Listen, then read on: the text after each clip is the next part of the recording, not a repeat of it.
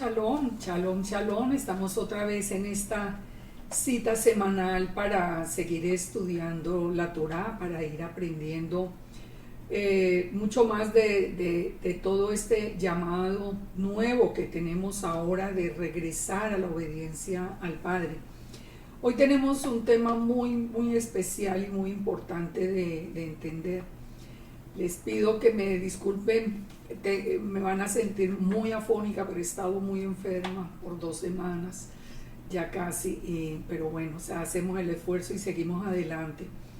Hoy vamos a estudiar la parashá Aharei Mot, que significa después de la muerte.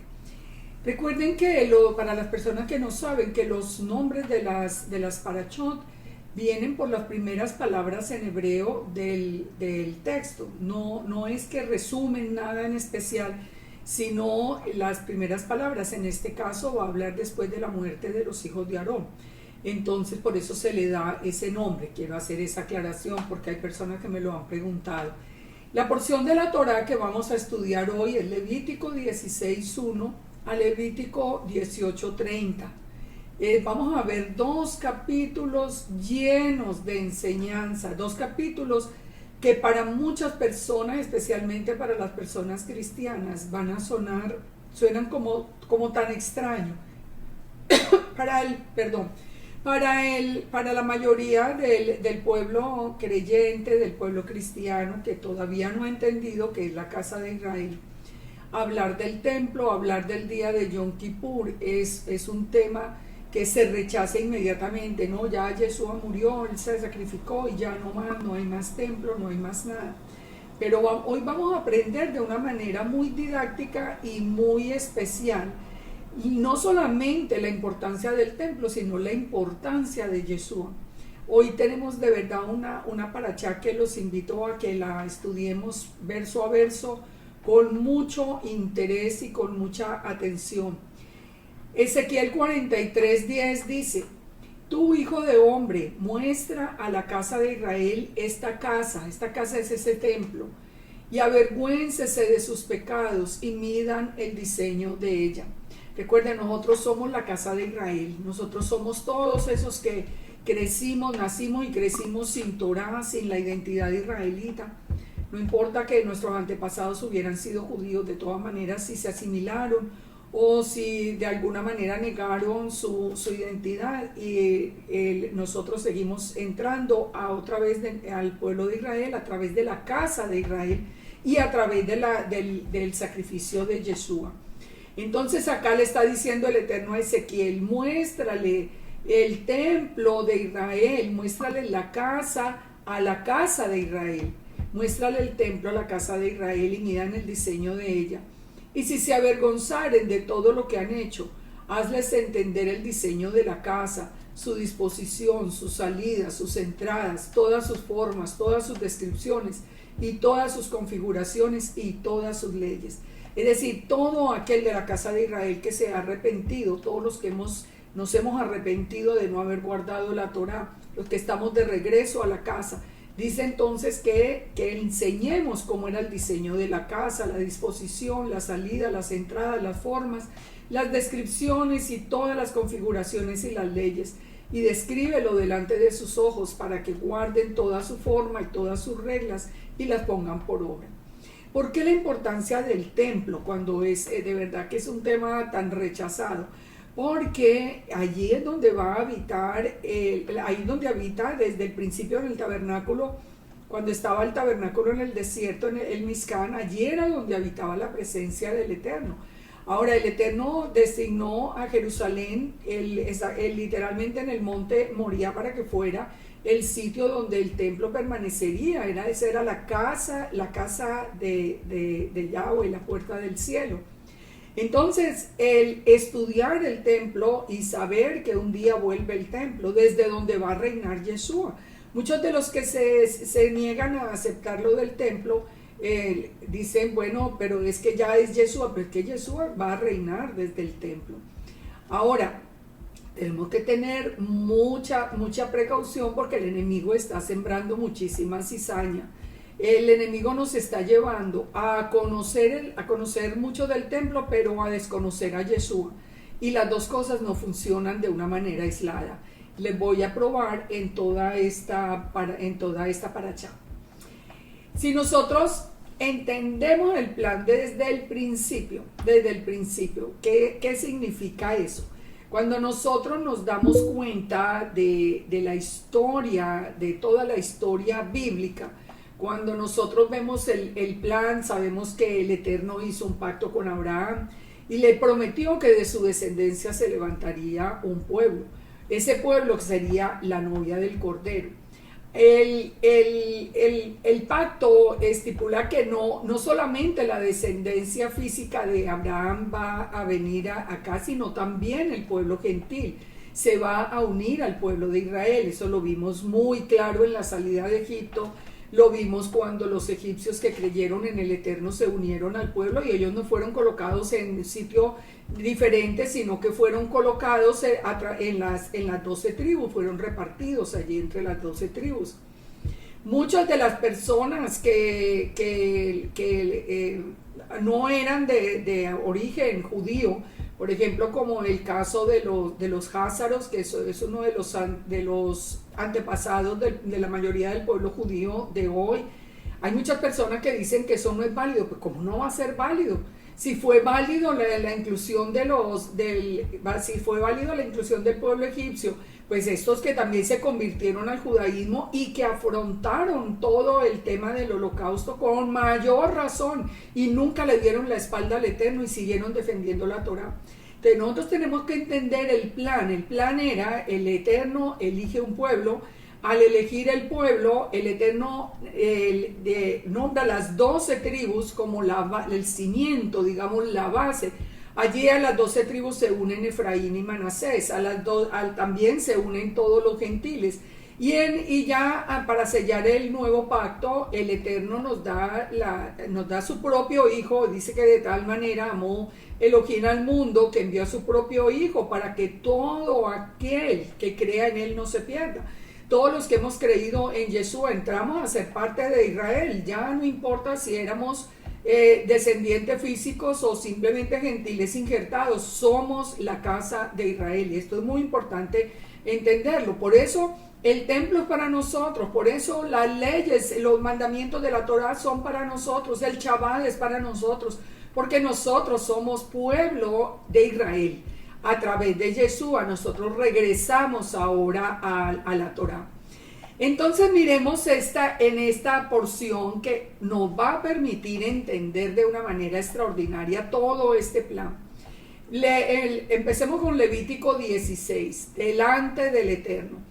Dice Levítico 16: habló Yahweh a Moisés después de la muerte de los 2 hijos de Aarón, cuando se acercaron delante de Yahweh y murieron.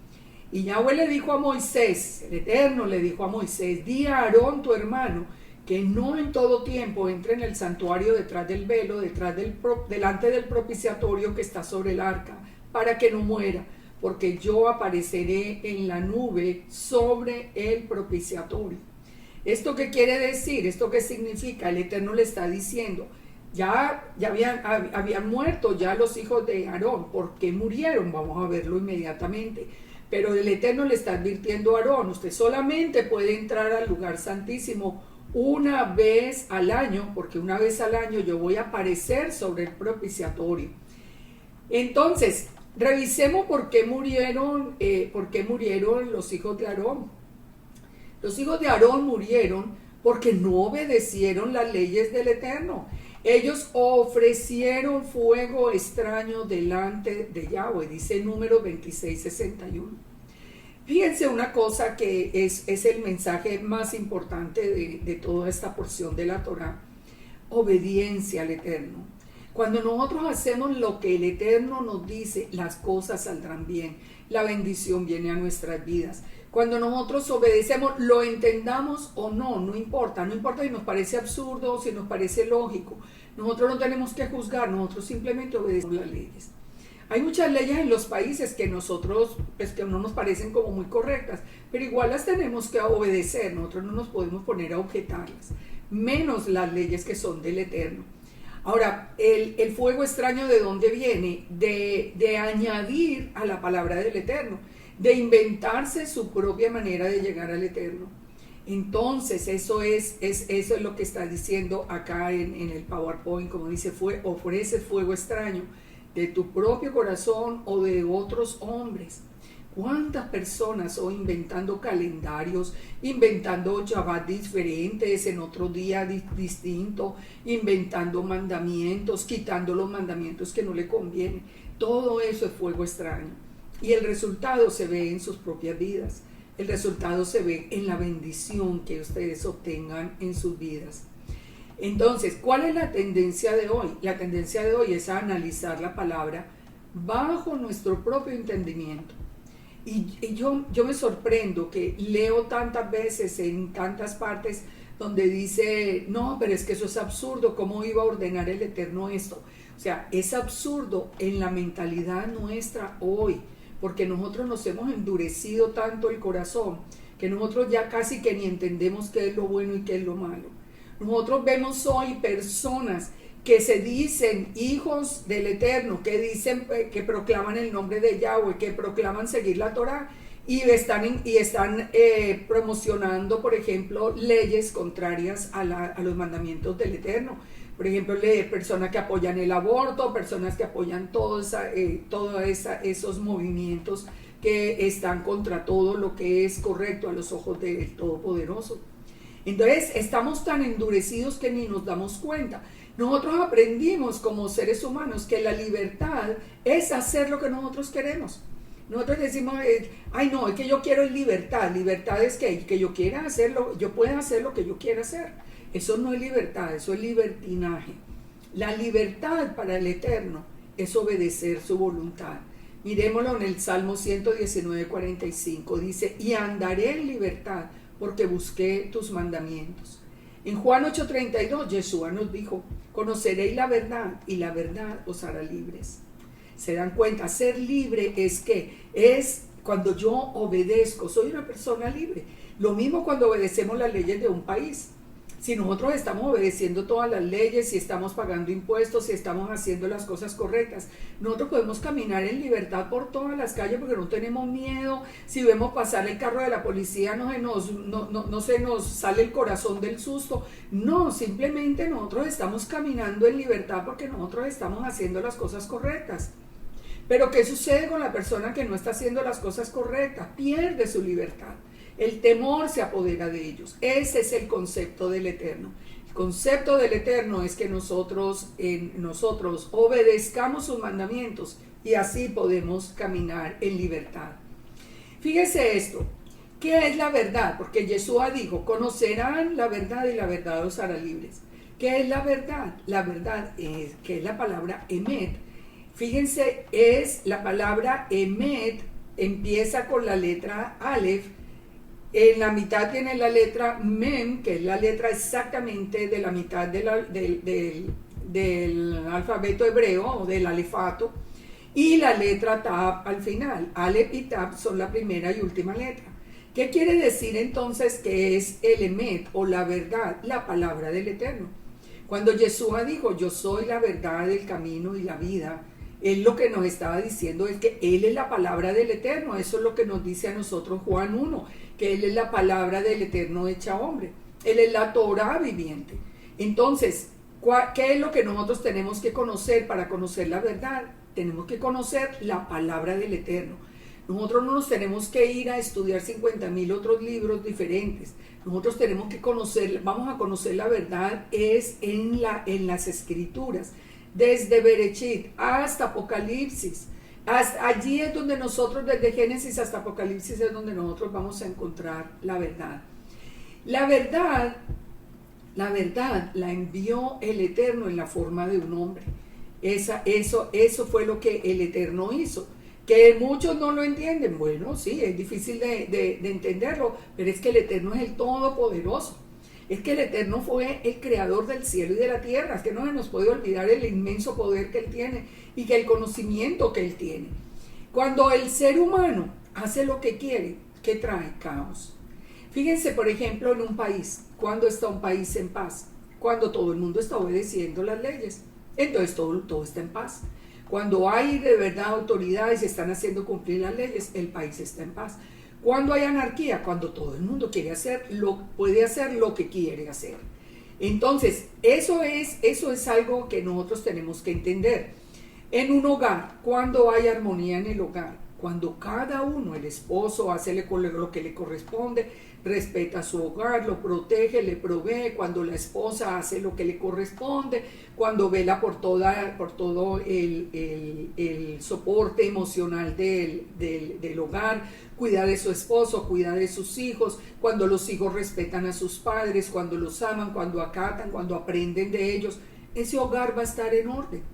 Cuando entra en caos, cuando se acaban las reglas, cuando cada uno entra y sale por donde quiere y hace como quiere. Entonces, esto lo tenemos que ver en la vida diaria para que lo entendamos.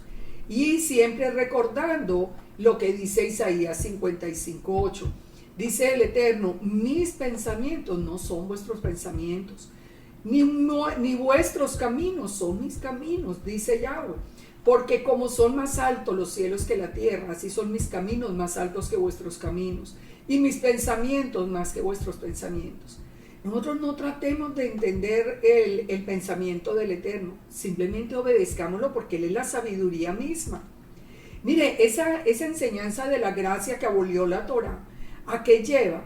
A que haya toda una discusión en conceptos humanos. Que si esto sí, que si aquello no, que yo opino, que el otro opina. Nadie tiene que opinar. Cuando nosotros conocemos la Torah, nosotros encontramos el camino directo para la bendición. Volvamos entonces a la parashá. Los hijos de Aarón en Levítico 10, sabemos que ignoraron la advertencia del Eterno y presentaron fuego extraño. Ya dijimos que esa había sido la causa de la muerte. Ahora, en esta porción, el énfasis se hace en que el día de Yom Kippur y la entrada del sumo sacerdote hacia al lugar santísimo se hace una sola vez al año y tiene que tener el sumo sacerdote un ritual muy especial o podía morir. Entonces, ¿de qué nos está hablando todo esto? Fíjense que hay una cosa que es muy interesante. Yo siempre pienso que es de lo más obvio que nosotros tenemos para analizar las escrituras, que no hay templo hoy. Desde que vino Yeshua, que murió, resucitó, subió al cielo y está allí a la derecha del Padre, oficiando como nuestro sumo sacerdote, ya no más hay templo. El templo fue destruido en el año 70. Desde 1948 Israel regresó a su tierra, pero no han podido levantar el templo. No han podido levantarlo.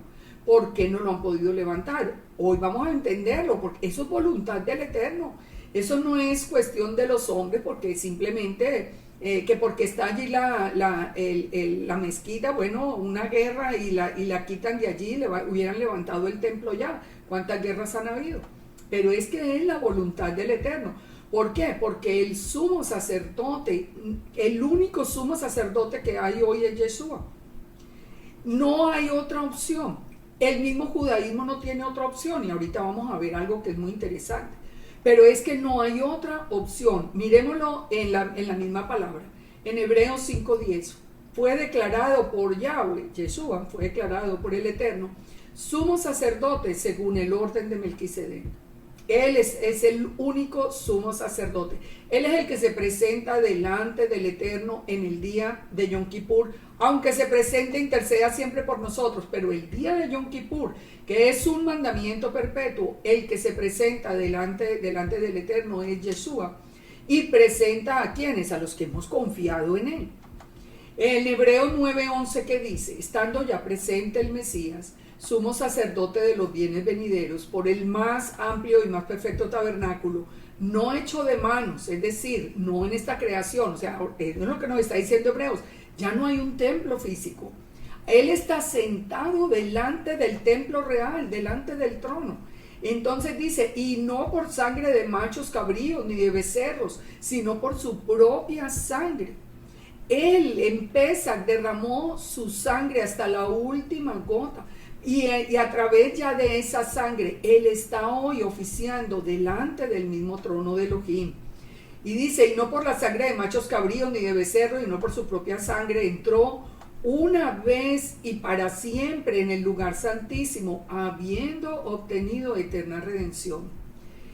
Porque si la sangre de los toros y los machos cabríos y las cenizas de la becerra rociados a los inmundos santifican para la purificación de la carne, que era lo que pasaba antes de Yeshua en el templo, cuánto más la sangre de Yeshua, el cual mediante el Espíritu eterno, el Rúa de santidad, se ofreció a sí mismo sin mancha, sin pecado, al Eterno, limpiará vuestras conciencias de obras muertas para que sirváis al Dios vivo. Ustedes piensen una cosa. A mí muchas veces me escriben ahora y me dicen, pero es que usted habla tanto de Yeshua, pero es que sin Yeshua no tenemos nada. Y la tendencia, lo que está pasando en este momento en medio de las raíces hebreas, es que se ha sembrado una cizaña impresionante diciendo que Yeshua es un hombre cualquiera. Si hubiera sido un hombre cualquiera, hijo de José y de Miriam, hubiera tenido pecado, jamás hubiera podido presentarse, estar sentado delante del trono de Elohim. Un hombre no puede estar delante de Elohim sin morir. Por eso sabemos que el Eterno hizo su imagen visible, que fue la que envió. Porque si nosotros estuviéramos de frente con el Eterno, nosotros moriríamos, porque todos tenemos pecado. Todos hemos pecado y estamos destituidos de la gloria del Eterno. Entonces, esto de hoy, de que el Nuevo Testamento es mentira, Yeshua es un hombre cualquiera o simplemente es una mentira y todo el mundo feliz porque esa es la gran novedad. ¿Qué es lo que están haciendo? Están saliendo de la única opción que nosotros tenemos, que fue dada una vez y para siempre, de poder llegar hasta la presencia del Eterno. No más, ¿qué pasa en la ordenanza, por ejemplo, en Levítico 23, también en la ordenanza de Yom Kippur? El que no se presente a Yom Kippur es cortado del pueblo. Ahora, el que no se presente con Yeshua es cortado, porque no hay quien interceda por ellos en Yom Kippur. Leamos la entrada al lugar santísimo. Verso 3, con esto entrará Aarón en el santuario, con un becerro para expiación y un carnero para holocausto. Esto es muy interesante, pónganle atención. Dice, entrará con un becerro para expiación y un carnero para holocausto. Se vestirá la túnica santa de lino, y sobre su cuerpo tendrá calzoncillos de lino, y se ceñirá el cinto de lino, y con la mitra de lino se cubrirá, con las santas vestiduras, con ellas se ha de vestir después de lavar su cuerpo con agua. Entonces fíjense, se tenía que vestir de lino. ¿Por qué de lino? ¿Qué representa el lino fino?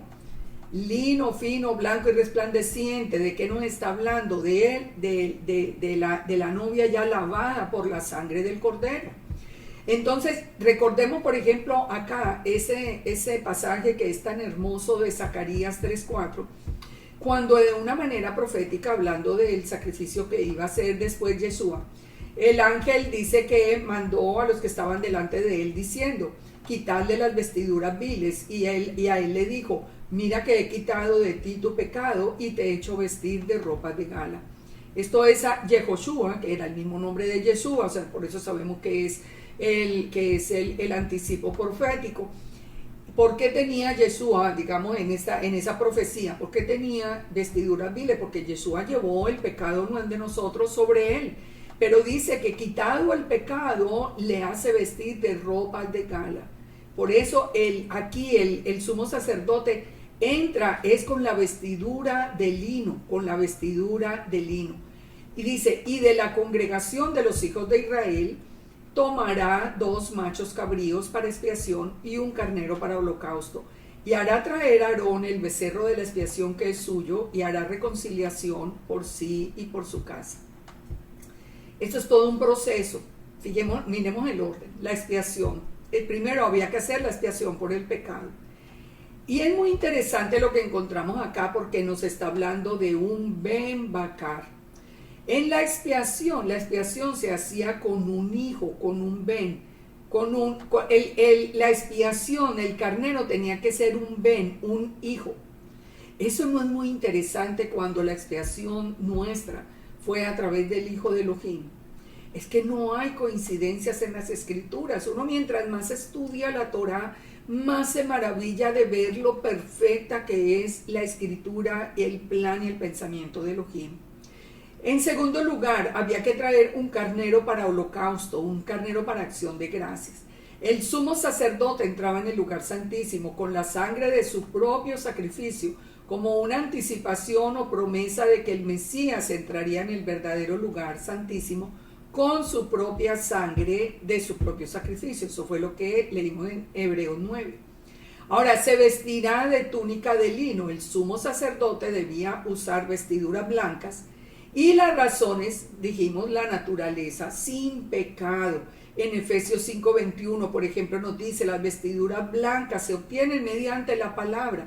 Dice, habiendo purificado en el lavamiento del agua por la palabra. La obediencia es la que nos da esas vestiduras de lino fino, blanco y resplandeciente. Entonces, había que hacer expiación por el pecado con un ben, con un hijo. Había que ofrecer un carnero para el holocausto, el olá, y había que vestir de lino. Yo espero que hubiéramos ya entendido todo esto. Ahora fíjense esto tan interesante. Yeshua nos presenta a nosotros delante del Padre en Yom Kippur. ¿A dónde lo encontramos? En Apocalipsis 3. Acuérdate pues de lo que has recibido y oído, y guárdalo y arrepiéntete. Pues si no velas, vendré sobre ti como ladrón, y no sabrás a qué hora vendré sobre ti. Pero tienes unas pocas cosas en Sardis unas pocas personas, en Sardis, que no han manchado sus vestiduras, y andarán conmigo en vestiduras blancas, porque son dignas.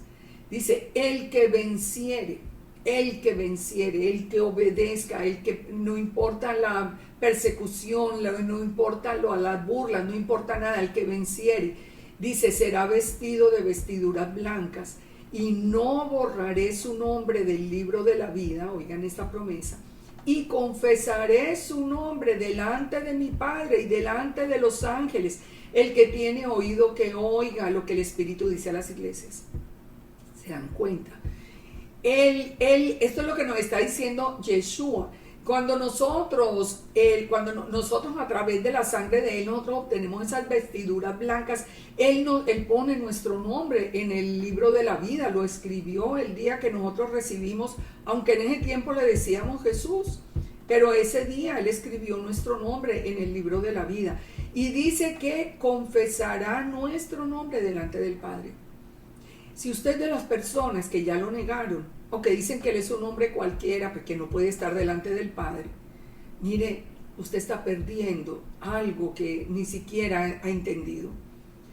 El día de Yom Kippur, los que creemos en la Escritura, en los que creemos a la palabra del Eterno, en los que creemos que Yeshua es la palabra misma del Eterno hecha hombre, entonces nos dice que Él nos confiesa delante del Padre y delante de los ángeles.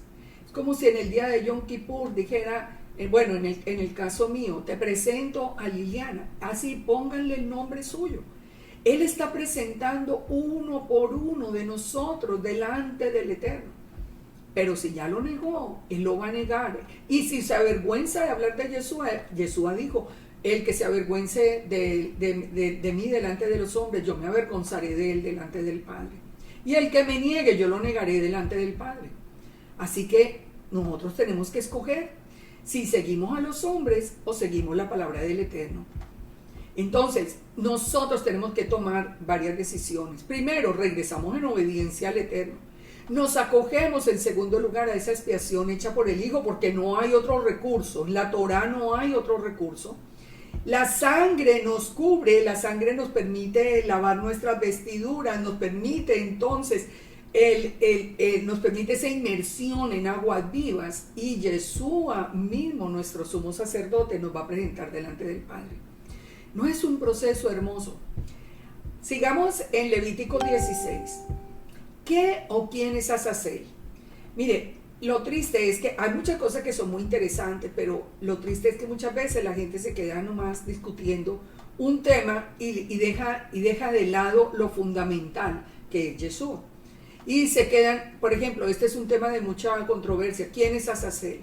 Dice, después tomará los dos machos cabríos, ya cuando el sumo sacerdote hizo expiación por su pecado y presentó el holocausto, entonces ahora va a tomar dos machos cabríos y los presentará delante de Yahweh a la puerta del tabernáculo de reunión.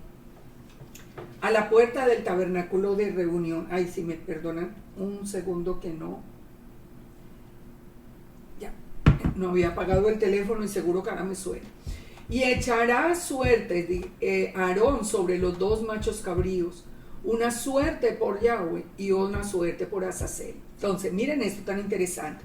Tenían que traer dos machos cabríos idénticos, tenían que ser idénticos. Iban a echar suerte sobre él, a ver cuál era ofrecido al Eterno, que era el que se sacrificaba, y cuál era el que iba a Azazel, que era el que era llevado al desierto. Y hará traer a Aarón el macho cabrío sobre el cual cayere la suerte por Yahweh, y lo ofrecerá en expiación. Mas el macho cabrío sobre el cual cayere la suerte por Azazel, lo presentará vivo delante de Yahweh para hacer la reconciliación sobre él y después enviarlo a Azazel en el desierto. Hay muchas interpretaciones de lo que es Azazel. Si ustedes se ponen a buscar, van a encontrar todas las que quieran. Pero, ¿qué puede ser? ¿Qué es como lo más, digamos que lo que tiene como más sentido? Primero, que Azazel sea un sitio, porque dice que sería enviado a Azazel. En segundo lugar, muchas personas ven el carnero de Azazel un simbolismo de Satanás, porque en el libro de Enoc, Azazel está relacionado con ángeles caídos. Entonces lo ven como un símbolo de Satanás.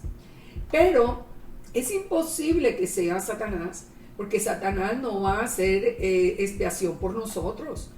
Él no se va a llevar el pecado de Israel, él quiere traer el pecado de Israel, él no se lo va a llevar. Es que recuerden una cosa, esos libros como el libro de Enoc, pueden ser interesantes, yo lo he leído y tiene cosas muy interesantes, pero es que lo de nosotros es la Torah del Eterno. Es que después de Enoc vino el diluvio, que la veracidad de ese libro es tan discutible, porque ¿de dónde salió el libro después del diluvio?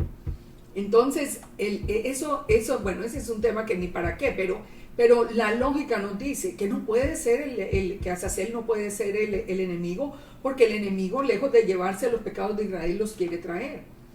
Ahora, en tercer lugar, se dice que debido a su etimología, Azaz, que significa ser fuerte y poderoso, sería como la representación precisamente de Elohim, que se llevaría los pecados de Israel al desierto. Y se ha tomado simplemente como un ser que es enviado afuera. Lo interesante es esto. Lo interesante, porque nunca vamos a saber realmente en qué consistía, pero lo importante es entender que en la ceremonia el macho cabrío era llevado a un lugar inhóspito en el desierto, cargado con los pecados de Israel para alejarlos del pueblo. Era como una especie de expiación. Ahora, los dos machos cabríos se consideraban una sola ofrenda, y esto es muy importante. Esto es muy importante entenderlo, no eran dos ofrendas separadas, era una sola ofrenda, por eso tenían que ser idénticos. La proclamación del Mesías estaba en el ofrecimiento de los machos cabríos, los animales tenían que ser idénticos, y a la suerte se echaban. No es coincidencia que en el momento en que Yeshua está muriendo, se repartieron, como dice el Salmo 22:18, repartieron entre sí mis vestidos y sobre mi ropa echaron suertes. También sobre Yeshua echaron suertes. Y dice Marco 15:24, cuando lo hubieron crucificado, repartieron entre sí sus vestidos, echando suertes sobre ellos para ver qué se llevaría cada uno. Ahora, fíjense, la suerte también se echó, aunque esto se hizo en el día de Pesa, pero es un anticipo de Yom Kippur con la elección que el pueblo mismo hizo entre Yeshua y Barrabás. porque recordemos que Yeshua es el hijo de Abba y Barrabás significa en hebreo hijo de Abba. Eran idénticos, digamos, en su identidad. El uno era un sicario, el uno era un delincuente que iba a morir, pero de todas maneras el nombre sí era idéntico. Y eso no es una coincidencia que él se llamara Barrabás, que era hijo de Abba, hijo del Eterno, o sea, así se llamaba. Entonces, esa similitud nos está hablando fuertemente de los dos machos cabríos. Ahora, también estudiamos en la paracha pasada, en Levítico 14, ¿recuerdan en el ritual de limpieza de la lepra, las dos avecillas, una que es sacrificada y la otra que viene y se unta en la sangre y en el agua y después se deja volar? Las dos avecillas también tenían que ser idénticas y una representaba a Yeshua muriendo y la otra lo representaba inclusive a nosotros siendo lavados por la sangre de Yeshua y resucitando a una nueva vida.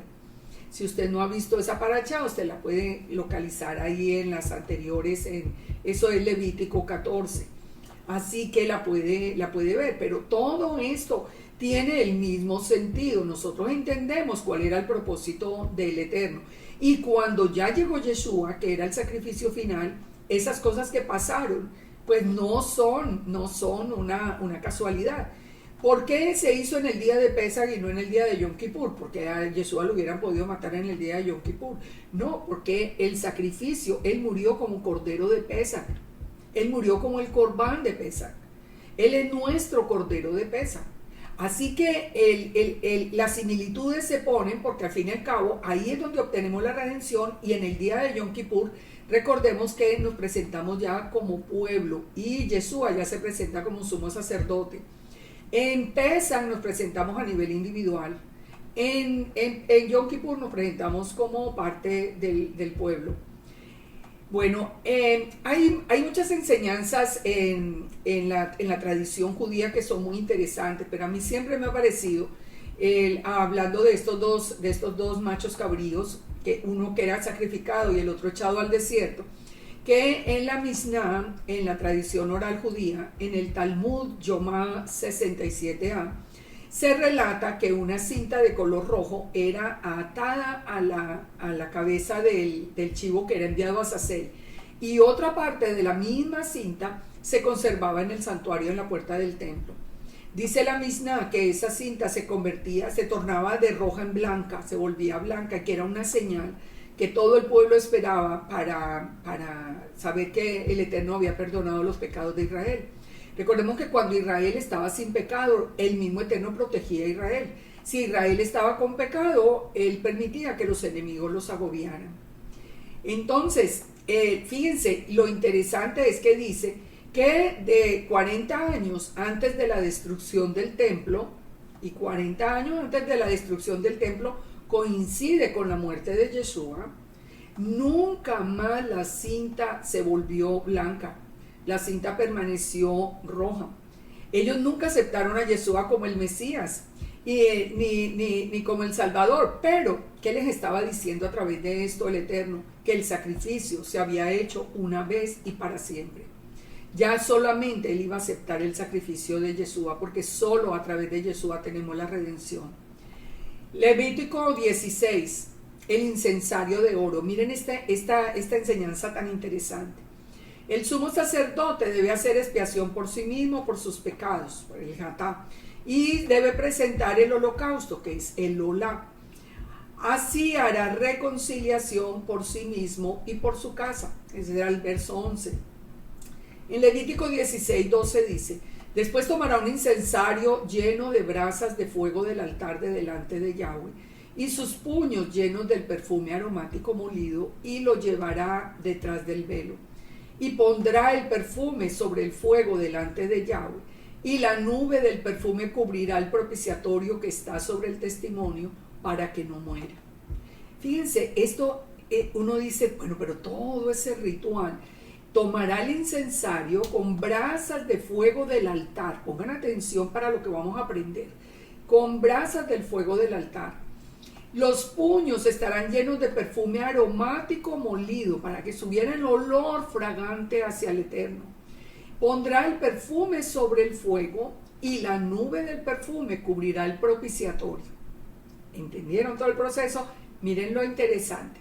Pero veamos lo que va a ocurrir en el futuro.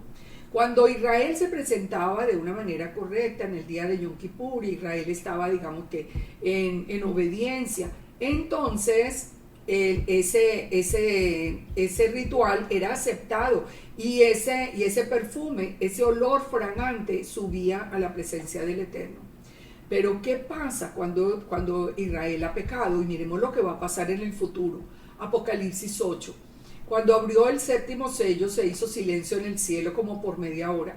Y vi a los 7 ángeles que estaban en pie ante Dios, y se le dieron 7 trompetas.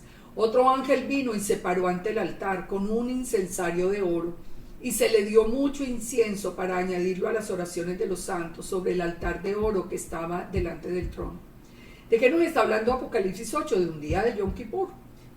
Estamos presenciando un día de Yom Kippur en el futuro. Por eso tenemos que guardar la fiesta y guardarla bien, porque un día va a ocurrir esto, pongan atención.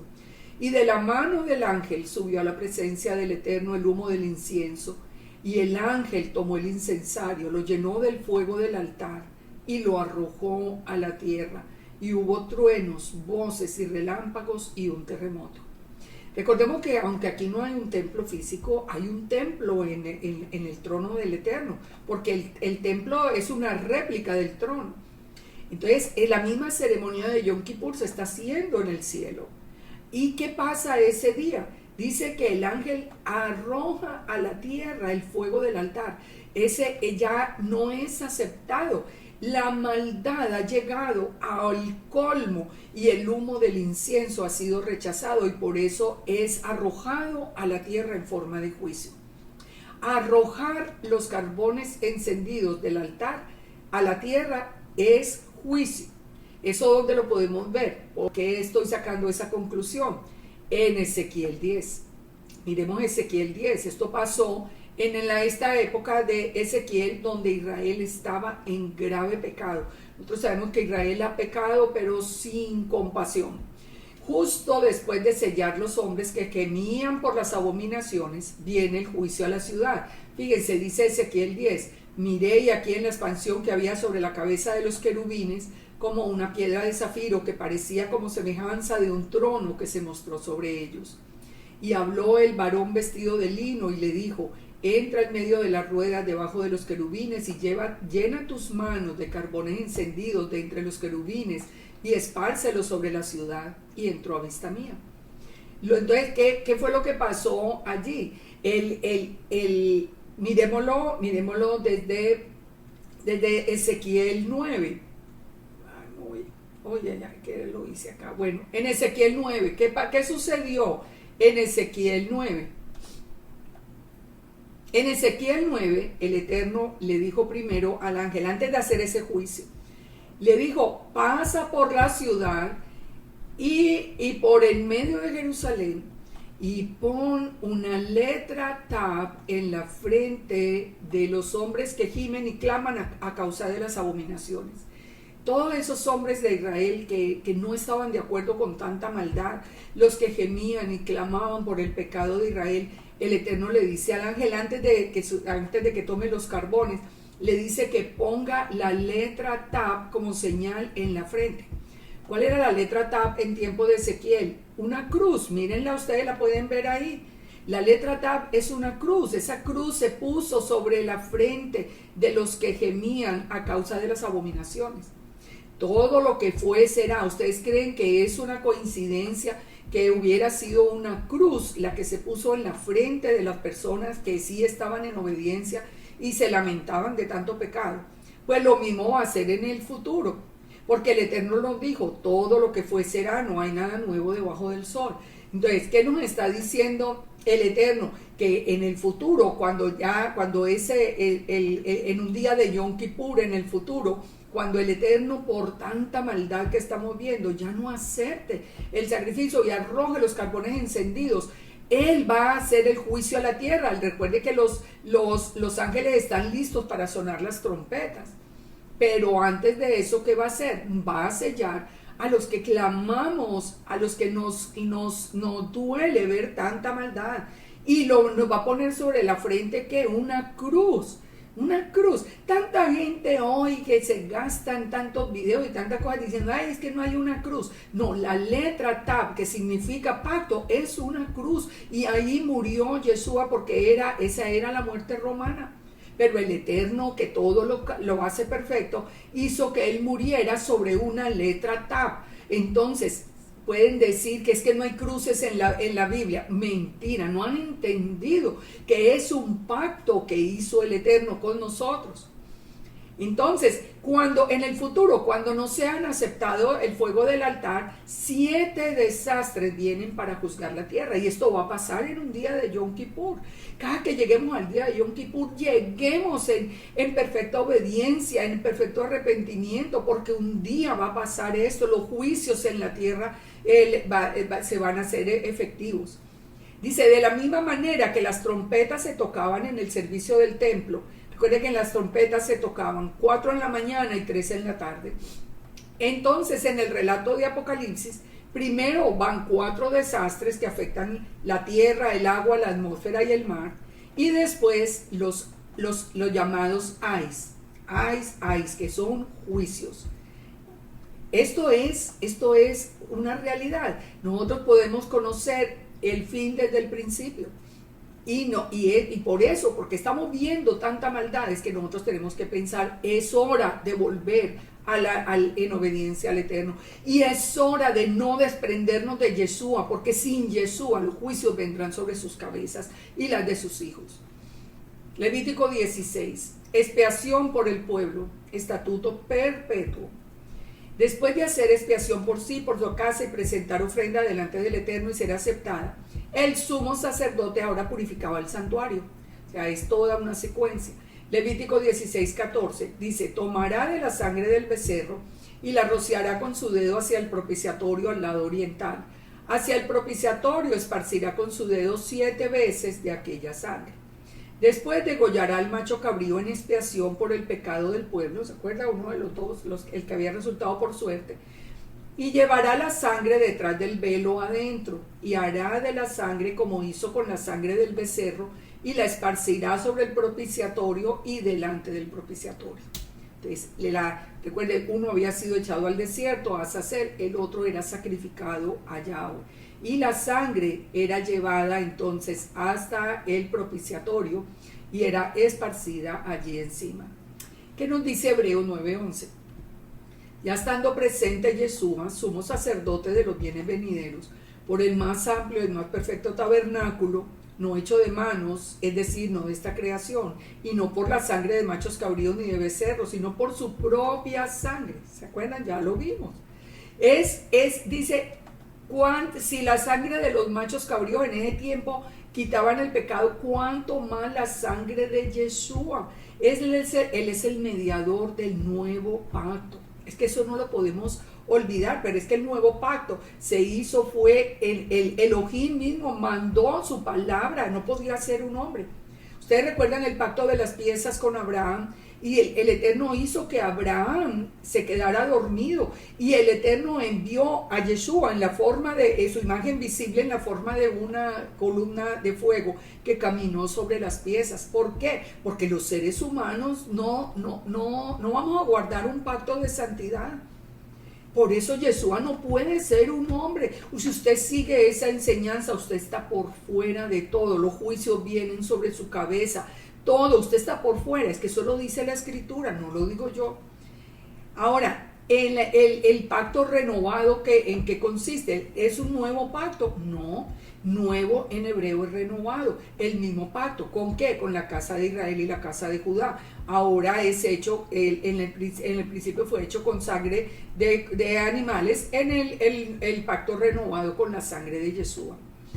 Entonces sigamos Levítico 16:16. Así purificará el santuario a causa de las impurezas de los hijos de Israel, de las rebeliones y de todos sus pecados. De la misma manera hará también el tabernáculo de reunión, el cual reside entre ellos en medio de sus impurezas. Entonces la advertencia, mientras esto se hacía, Ningún hombre estará en el tabernáculo de reunión cuando él entre a hacer expiación en el santuario. Nadie podía estar allí adentro. Hasta que él salga y haya hecho la expiación por sí, por la casa y por toda la congregación de Israel. Y saldrá al altar que está delante de Yahweh y lo expiará, y tomará de la sangre del becerro y de la sangre del macho cabrío, y lo pondrá sobre los cuernos del altar alrededor.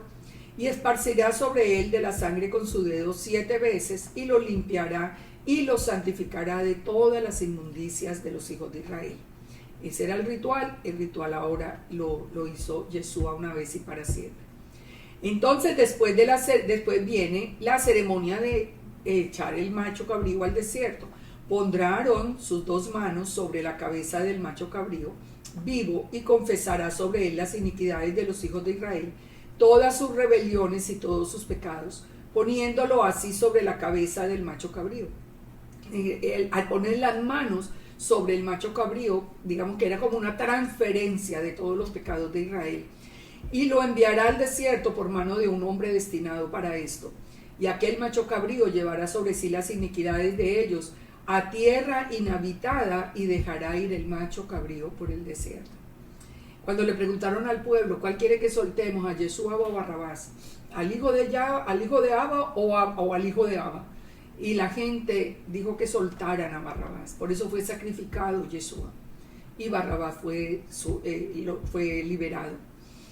El sumo sacerdote entonces, ya después, él se despojaba de las vestiduras de lino, se lavaba con agua en el santuario, se colocaba las vestiduras ya de sumo sacerdote y hacía expiación por sí y por el pueblo. También el que llevó el macho cabrío al desierto se tenía que lavar y purificar antes de regresar al campamento, había quedado impuro. Y los animales sacrificados eran quemados y consumidos. Ahora entonces viene en el verso 29 la ordenanza de Yom Kippur. Esto tendréis por estatuto perpetuo, que hoy no hay templo, no importa que no haya templo, sí hay un templo en los cielos que es inconmovible, nunca va a pasar, y allá Yeshua está para presentarse delante del Eterno por nosotros.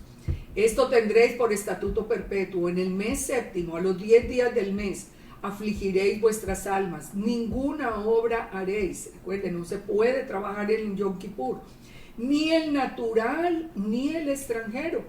Oigan, para los que dicen que no, es que yo soy gentil. No, es que los gentiles que creen en el Dios de Israel tampoco pueden hacerlo, tienen que guardar el Yom Kippur. Dice, día de reposo es para vosotros y afligiréis vuestras almas, es estatuto perpetuo. Hará la expiación el sacerdote que fuere ungido y consagrado para ser sacerdote en lugar de su padre, y se vestirá las vestiduras de lino, las vestiduras sagradas. Y hará la expiación por el santuario santo y el tabernáculo de reunión.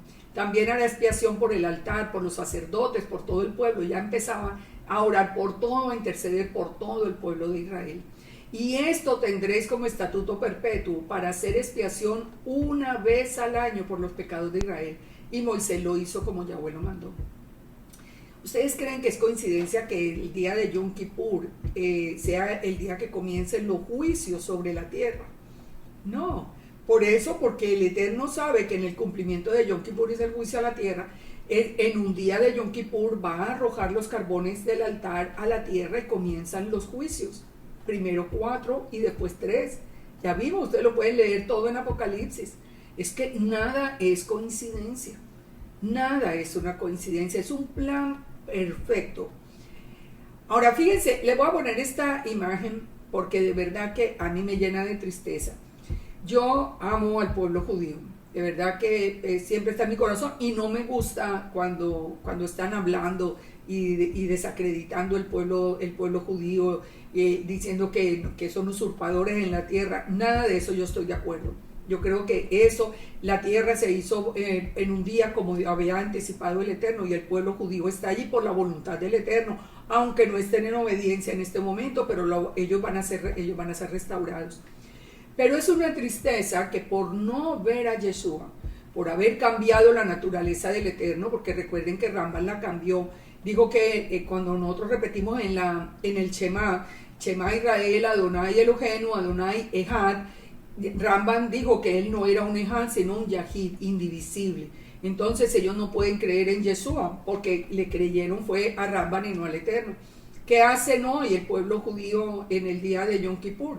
Entonces se ponen esa sangre de pollos, ahí están las fotos. Pero ¿cómo es posible? ¿A dónde mandó eso el Eterno? ¿A dónde lo ordenó? O sea, es una tristeza que la Torá se esté dejando de la manera como se está haciendo, simplemente por seguir mandamientos de hombres. Vamos a Levítico 17. Los sacrificios se hacen solo en el templo. Aquí vamos a entender algo que siempre la misma polémica en Pesach. ¿Podemos matar un cordero en Pesach? Es que miren, nosotros aquí en la congregación queremos sacrificar un cordero. No se puede. Y esto es voluntad del Eterno, vamos a entenderlo. Levítico 17. Habló el Eterno a Moisés diciendo: habla a Aarón y a sus hijos y a todos los hijos de Israel y diles: esto es lo que ha mandado el Eterno.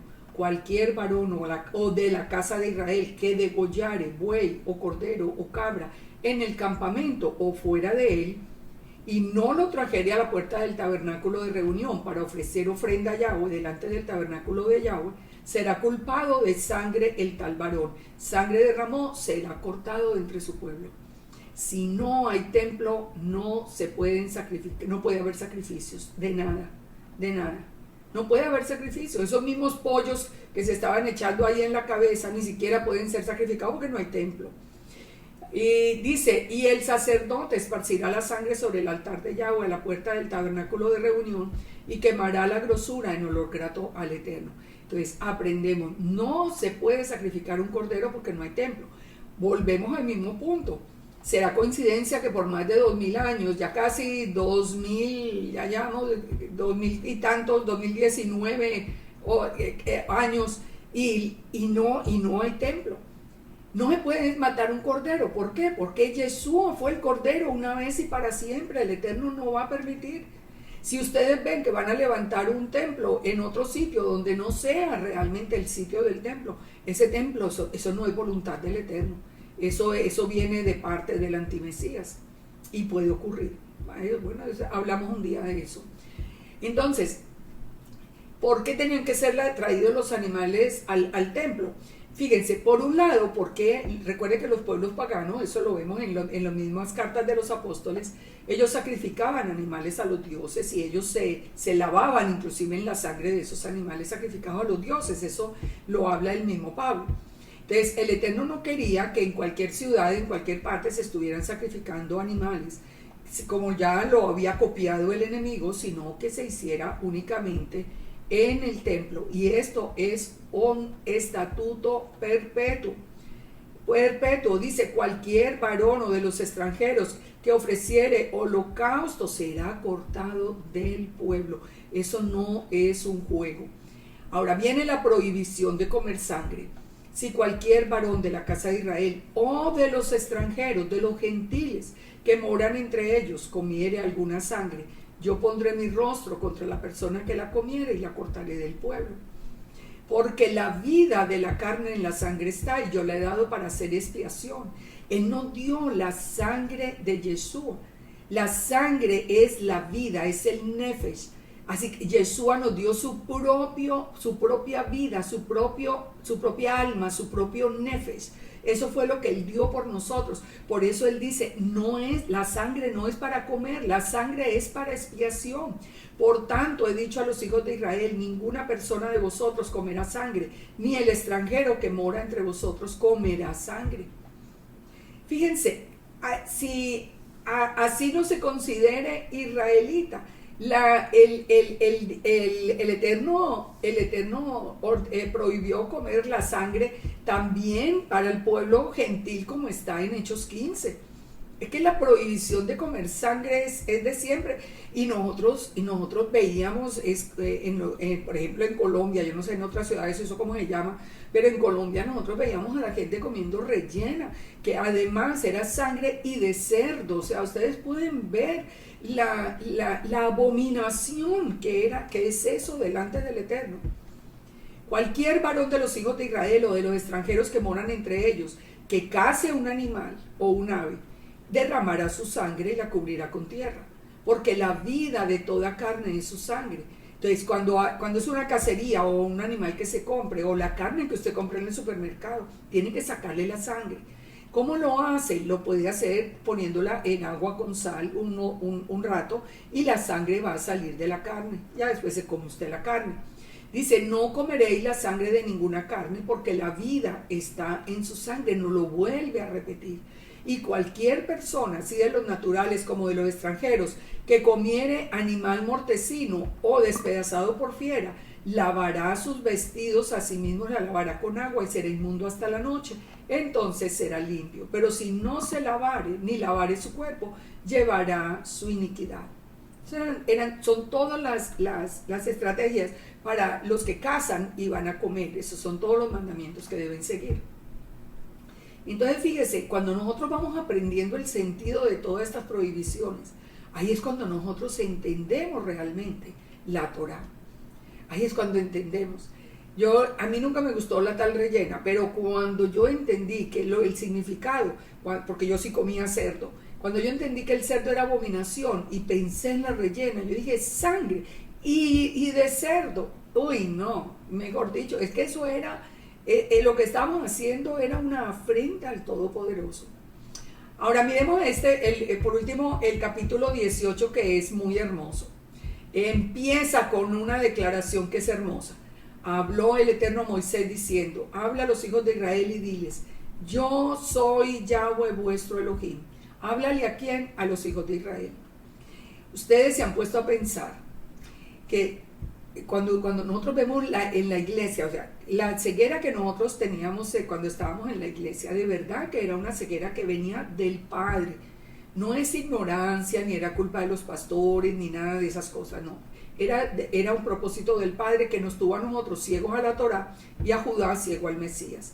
A nosotros ahora nos quitó el velo y nosotros ahora entendemos que Yahweh es el Elohim de Israel. Pero no, ¿cuántas personas en la iglesia? Uno le pregunta, ¿usted cree en Dios, en el Dios de la Biblia? ¿Usted cree en el Dios creador del cielo y de la tierra? Sí, claro que creemos. Entonces, pero él es el Dios de Israel. Ah, no, pero es que Israel ya fue desechado, es que nosotros somos el Israel espiritual. Mentira. La mayoría de la gente no entiende que Yud-Heh-Vav-Heh es el Elohim de Israel y que solo hay un pueblo que es Israel. Que nosotros tenemos que venir a ser parte, y de hecho venimos a través de Yeshua, o sea, tenemos la ciudadanía de Israel, como dice Efesios 2. Entonces, que antes no teníamos la ciudadanía de Israel, pero que a través de Yeshua tenemos ahora la ciudadanía de Israel. Es que Él es el Elohim de Israel. Mucha gente piensa, por ejemplo, que, no, es que Alá o cualquier otro Dios, eso es lo mismo. Lo que pasa es que uno lo llaman Alá, el otro lo llama Buda. No es el mismo. Yahweh es el Elohim de Israel y Él es el creador del cielo y de la tierra. Él es completamente diferente a todos, pero es el Elohim de Israel. Dice, no haréis como hacen en la tierra de Egipto, en el cual morasteis, ni haréis como hacen en la tierra de Canaán, a la cual yo os conduzco, y ni andaréis en sus estatutos. Es decir, yo soy su Elohim. ¿Qué dijo el Eterno, por ejemplo, a través de Jeremías 16? Que en los últimos tiempos, cuando nosotros regresáramos que nosotros viéramos la verdad y nosotros regresáramos a la Torah, nosotros lo primero que íbamos a aprender era el nombre del Eterno. Yud-Heh-Vav-Heh, el Dios de Israel. Ahora el Dios de Israel tiene sentido. Entonces dice, ustedes no van a hacer lo que hacen en Egipto, en el mundo. Ustedes no van a obedecer lo que ellos hacen. Ustedes van a caminar en mis ordenanzas, que las pondréis por obra, y mis estatutos guardaréis andando en ellos. Dice, yo, Yahweh, vuestro Elohim. Ese es el sello del Eterno. Por tanto, guardaréis mis estatutos y mis ordenanzas, los cuales haciendo el hombre vivirá por ellos, en ellos. Fíjese, aparentemente es como tan fácil de entender, pero cuánta resistencia hay a obedecerle al Eterno, y cuánta resistencia hay para aceptar que el Eterno es el Elohim de Israel y que Yeshua es el Mesías de Israel y que era judío. Es que ¿de dónde? Bueno, de la ceguera del Padre. De ahí nosotros aprendimos toda aquella historia de un Yeshua o de un Jesús gentil para los gentiles, que no, ya no tenía como nada que ver con la Torá, ni con el templo, ni con nada. Eso fue pura ceguera. Entonces, fíjese, cuánta gente, por ejemplo, que dice, ama al Dios de Israel, pero odia a Israel. Ama al Dios de Israel, pero odia al pueblo judío. Y ama a Yeshua, que es judío, y odia al pueblo judío. Eso no tiene sentido. Eso no tiene lógica. Y hagamos una distinción. Una cosa, por ejemplo, como ahorita que hablamos del capará, una cosa es examinar, como hemos examinado por qué nosotros íbamos el domingo en la iglesia y por qué toda la teoría de la gracia. Una cosa es que nosotros examinemos eso y lo corrijamos, pero otra cosa es amor o rechazo a las personas. Eso es diferente. Dice, no haréis como hacen en la tierra de Egipto, ni haréis como hacen en la tierra de Canaán. Ustedes van a guardar mis mandamientos. ¿Y cuáles mandamientos empieza a dar acá? Los mandamientos que van a decir qué tipo de vida sexual puede tener Israel. Que él empieza diciendo cuáles son las relaciones sexuales que son prohibidas. Primero, dice, ningún varón se llegue a parienta próxima alguna para descubrir su desnudez. El Eterno ya no más permite, porque antes se permitía, recuerden el parentesco entre Abraham y Sara. Pero antes se permitía, ahora el Eterno establece que no puede haber relaciones sexuales entre parientes próximos. No puede haber, ¿cuáles son esos parientes? El padre o la madre, la esposa del padre, la madrastra, la hermana, no se puede tener relaciones con la hermana, la desnudez de tu hermana, hija de tu padre o hija de tu madre, nacida en casa o nacida afuera. No, ahora que yo nunca había visto a mi hermana, no importa, es su hermana, nada. Ahora, yo quisiera hacer aquí que piensen algo. ¿A ustedes no les parece una cosa abominable la gente que va a hacer donaciones de esperma a los bancos hoy de fertilización, todo este proceso que se está haciendo en los laboratorios? ¿Cómo van a dar su semilla, su semen, para que nazcan hijos que quién sabe a dónde van a nacer, quién sabe con cuántos hermanos se van a encontrar en el futuro? O sea, yo digo que el hombre o la mujer que es capaz de ir a dar sus óvulos, porque también hay las que van a dar sus óvulos, pero el hombre o la mujer que vaya y dé su esperma o de sus óvulos para un banco de esperma, de verdad que es abominable a los ojos del Eterno.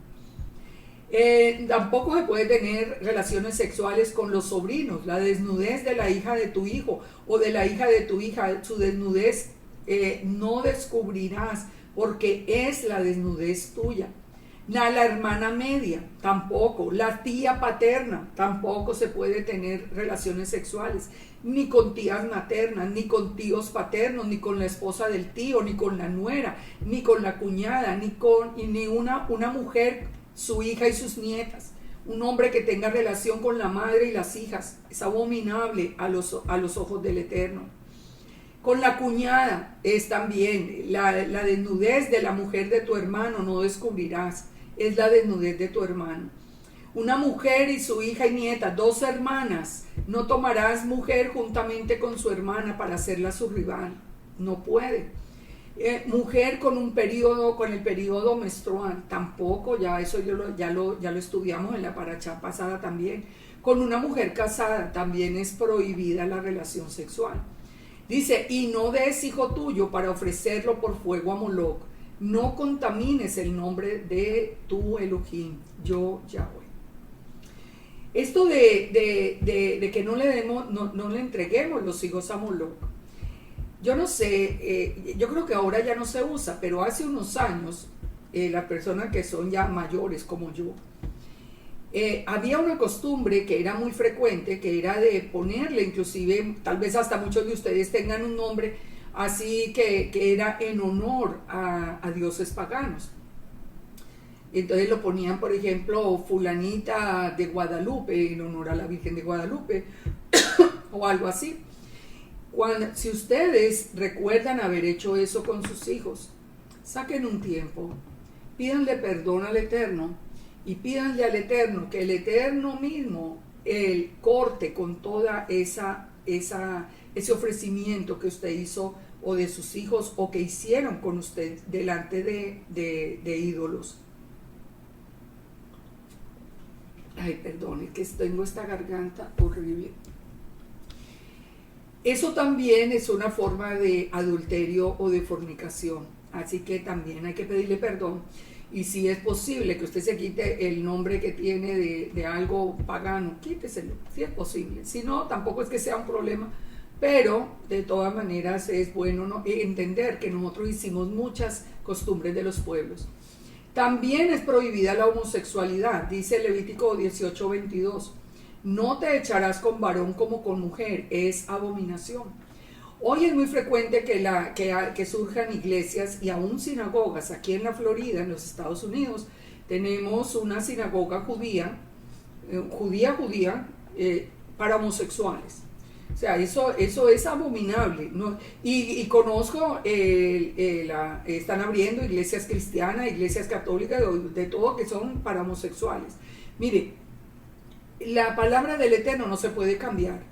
Dice, y él dijo, no te echarás con varón como con mujer, es abominación.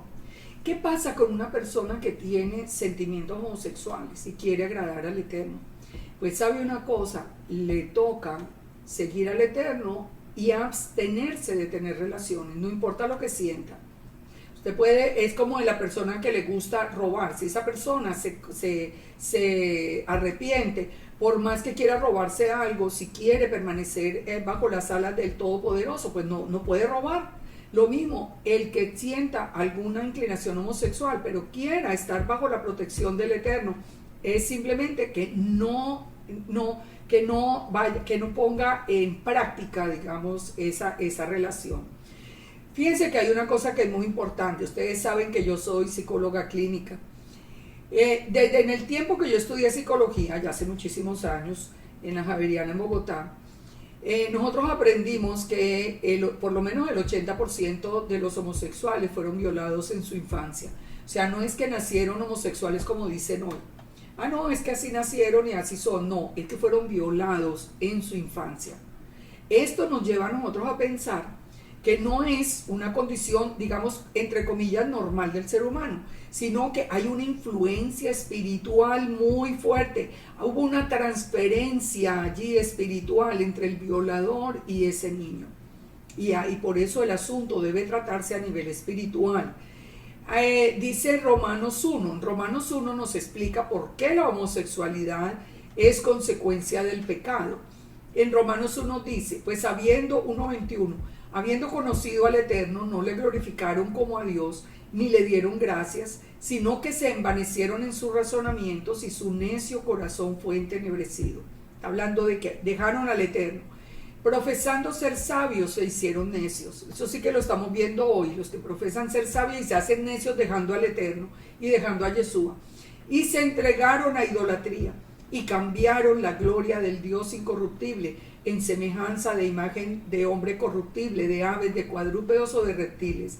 Y como consecuencia, dice, como consecuencia de eso, de haber dejado al Eterno y haber entrado en idolatría, dice, Dios los entregó a la inmundicia, en la concupiscencia de sus corazones, de modo que deshonraron entre sí sus propios cuerpos, ya que cambiaron la verdad del Eterno por mentira, honrando y dando culto a las criaturas y no al Creador, el cual es bendito por los siglos. Amén. Por eso el Eterno los entregó a pasiones vergonzosas, pues aún sus mujeres cambiaron el uso natural por el que es contra naturaleza. ¿De qué está hablando? Está hablando de sexo anal.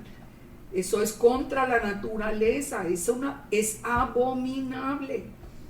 Es abominable, inclusive cuando uno estudia el cuerpo humano, uno se da cuenta que ese es un conducto de salida, no es un conducto de entrada. Por lo tanto, es abominable. Entonces dice, y de igual modo también los hombres, dejando el uso natural de la mujer, se encendieron en lascivia unos con otros, cometiendo hechos vergonzosos, hombres con hombres, y recibiendo la retribución debida a su extravío. ¿Cuál ha sido la retribución? Vemos muchas, sabemos por ejemplo del caso del SIDA que surgió de relaciones homosexuales, aunque hoy se ha extendido pues por la promiscuidad tan impresionante que hay. Dice, y como no aprobaron tener en cuenta a Dios, pongan atención a esto, Dios los entregó a una mente reprobada para hacer cosas que no convienen, estando llenos, él dice, y esto es verdad, en la estructura, yo he conocido personas homosexuales que en realidad, digamos que uno los ve como personas correctas, pero cuando uno estudia psicología y cuando uno estudia, por ejemplo, el forense, en toda esa psicopatología forense, uno se da cuenta de algo que es muy interesante. Yo me acuerdo que yo estudié eso porque me gustaba. Siempre a uno le enseñaban que cuando uno veía un asesinato así bien sangriento, con 50.000 puñaladas, con cosas así, la primera opción era que fuera una muerte de un homosexual. Porque dice el Eterno, dice, que están atestados de injusticia, de fornicación, de perversidad, de avaricia, de maldad, llenos de envidia, homicidios, contiendas, engaños y malignidades, murmuradores, detractores, aborrecedores de Dios, injuriosos, soberbios, altivos, inventores de males. Ustedes han visto cómo salen en esos desfiles de orgullo gay.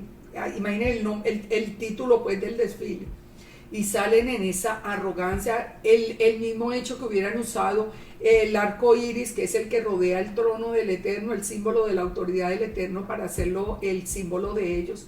Todo esto les dice, son soberbios, altivos, inventores de malos, aborrecedores de Dios, desobedientes a los padres, necios, desleales, sin afecto natural, implacables, sin misericordia, quienes habiendo entendido el juicio de Dios, que son los que los que practican tales cosas son dignos de muerte. Pero fíjense esto, no solo los que las hacen, sino los que se complacen con los que lo practican. Las personas que sin ser homosexuales los defienden y defienden la causa y que defienden que se cambien las leyes y todo esto, están siendo tan culpables a los ojos del Eterno como el que comete la abominación de homosexualidad. Los que practican la homosexualidad no heredarán el reino de Elohim, y el Eterno cumple su palabra. Es un dolor. Por eso el llamado es, aunque sienta ese deseo, venga al Eterno. El Eterno tratará con su vida. El Eterno, usted puede vivir bajo la sombra del Omnipotente, pero una vez que corte con todas esas relaciones. Primera de Corintios 6:9 dice, ¿no sabéis que los injustos no heredarán el reino de Dios? Dice, no erréis, ni los fornicarios, ni los idólatras, ni los adúlteros, ni los afeminados, ni los que se echan con varones, ni los ladrones, ni los avaros, ni los borrachos, ni los maledicientes, ni los estafadores heredarán el reino de Dios. Perdón, imagínense qué listica. Ahí nos tenemos que asomar todos al espejo para mirar qué hay en nuestro corazón, si de pronto hay idolatría o avaricia o alguna cosa, porque no heredarán el reino de Elohim. Para el reino de Elohim tiene que haber una entrega absoluta y una obediencia absoluta. Ahora, Yeshua, ¿qué nos advirtió? Que los últimos tiempos iban a ser como los tiempos de Lot. Como fue en los días de Noé, así será en los días del Hijo del Hombre. Comían, bebían, se casaban, en los tiempos de Lot y en los tiempos de Noé. Aquí comían, se casaban, se daban en casamiento hasta el día en que entró Noé en el arca. Es lo mismo que estamos viendo hoy. Y en el día de Lot, que lo estamos viendo hoy también, por la el impresionante crecimiento del número de personas homosexuales. Ustedes saben que en los colegios les están enseñando a sus hijos que eso es una opción, simplemente una opción sexual. Entonces muchos sin ser homosexuales están teniendo relaciones homosexuales simplemente porque creen que es una opción sexual. Y la depravación los lleva a esto. Entonces, ¿qué es lo que nosotros tenemos que hacer? Recordemos, como dice el Eterno, nosotros tenemos que enseñar la Torah a nuestros hijos. Y nosotros tenemos que hablar de ella, de la Torá, al levantarnos, al acostarnos en el camino, de día, de noche, ponerla en las paredes de nuestra casa. Eso es lo que tenemos que hacer, por eso hay que obedecer toda la Torá. El Levítico 18:23 nos habla también del bestialismo, el sexo con animales. Es perversión, con ningún animal tendrás ayuntamiento, amancillándote con él. Ni mujer alguna se pondrá delante de animal para ayuntarse con él, eso es perversión. Ninguna de estas cosas os amancillaréis, pues en todas estas cosas se han corrompido las naciones. Imaginen en ese tiempo, imaginen lo que hay ahora, es diferente, no, es la misma historia. Y dice, y la tierra fue contaminada, y yo visité la maldad sobre ella, y la tierra vomitó sus moradores, está hablando del tiempo de Noé. Guardad entonces, miren la advertencia del Eterno, y ya con esto terminamos. Guardad pues mis estatutos y mis ordenanzas, y no hagáis ninguna de estas abominaciones, ni el natural, ni el gentil o el extranjero que mora entre vosotros. Porque todas estas abominaciones hicieron los hombres de aquella tierra que fueron antes de vosotros, y la tierra fue contaminada. No sea que la tierra os vomite por haberla contaminado, como vomitó a la nación que la habitó antes de vosotros. Cualquiera que hiciere alguna de estas abominaciones, las personas que las hicieren serán cortadas del pueblo. Entonces, ahí, de todas estas advertencias que encontramos, la más hermosa firma del mundo: yo, Yahweh, vuestro Elohim, guardad mi ordenanza, no haciendo las costumbres abominables que practicaron antes de vosotros, y no os contaminéis con ellas, yo, Yahweh, vuestro Elohim. Ese es el sello. Con esto terminamos la parashá de hoy. Yo espero, son muchas enseñanzas, espero que ustedes las puedan ir estudiando despacio, y que toda esta hubiera quedado en sus corazones por la obra del Ruach de santidad, que es el que pone las palabras de la Torá en nuestro corazón. Que el Todopoderoso nos llene de bendiciones en este Shabbat y siempre. Que el Todopoderoso mueva nuestro corazón a arrepentimiento. Que nos mueva a no dejar a Yeshua, que nos permita tomarnos de la mano de Yeshua y seguir sus pasos, sin dejarlo. Por favor, piénsenlo, sin Yeshua no hay templo, sin Yeshua no hay sumo sacerdote delante de nosotros, sin Yeshua no hay redención, sin Yeshua no hay nada, y Yeshua es el que va a venir a reinar. Y si Él no va a dar testimonio de su nombre delante del Padre, y no que le va a decir que usted es uno de los que lo negaron, ¿qué le espera de juicio? Así que reflexionemos, y que este Shabbat nos traiga muchísimo revelación, sabiduría, conocimiento a nuestro corazón, y que el Eterno los bendiga. Shalom, shalom para todos. Muchas bendiciones.